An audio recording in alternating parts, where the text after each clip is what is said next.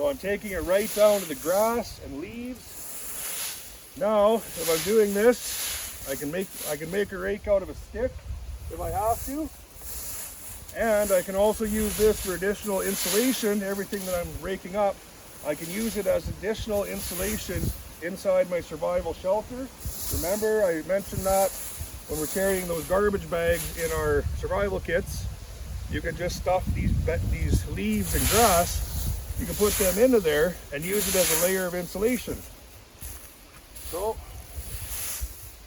my site is now clear. Now we're going to work on establishing a fire ring. I already have one built. We'll just go over the top points of it. It's a safety barrier that contains the fire within its boundaries and retains the heat. By retaining the heat, it lessens the chance of the fire spreading. It doesn't let the fire creep out onto the grass. It keeps the heat and holds it in here rather than dissipating the heat out on a possibly combustible materials. So before you build it, you're going to determine how big your fire is going to be. Don't build your fire ring a lot bigger than you need. Don't build it too small. A small fire is easier to control, also saves fuel. Number 3, small fire, you can get up close, you can get warm with it, you can cook with it. How many of you have ever been to a bonfire and the fire is 10 feet high and you're 20 feet away because you can't get any closer? You're standing there freezing your butt off. Those are your choices. Stand far away or try to get close and get roasted. So a fire pit is dug and walled properly. It can produce as much heat as a large one. So the fire ring or pit needs to be prepared carefully. So you're going to choose your site that meets your fire and location considerations. So a fire ring can be made of rocks. The rocks should be small in size, but still be able to contain a fire. A big rock, you're just going to hurt yourself moving. It's a lot easier to move a few small rocks.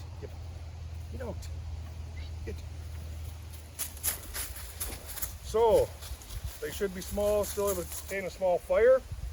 So I like to go with a rock not much bigger than this. If you can see it to my hands, they're easy to work with, easy to set in place. You notice this fire ring, I cheated and I found a big rock and built and used that as half of my fire ring.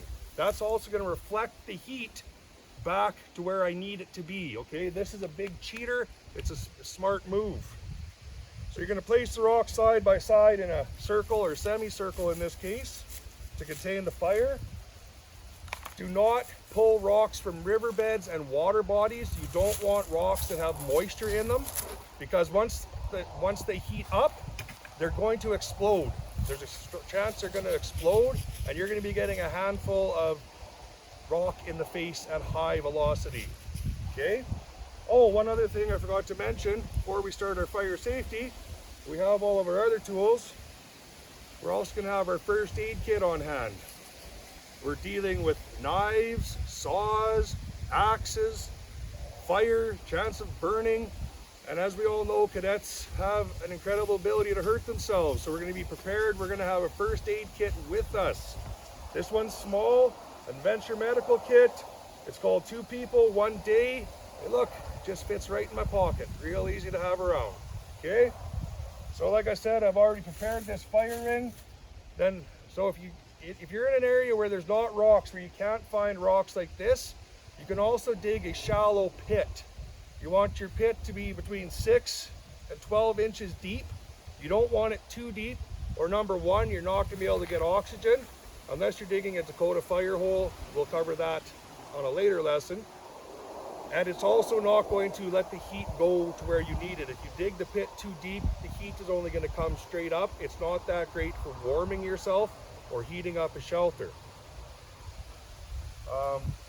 Yeah, don't make it too deep, 6 to 8 inches or 6 to 12 inches, so 6 inches to a foot, and only as big as you need it so you can feed wood into it.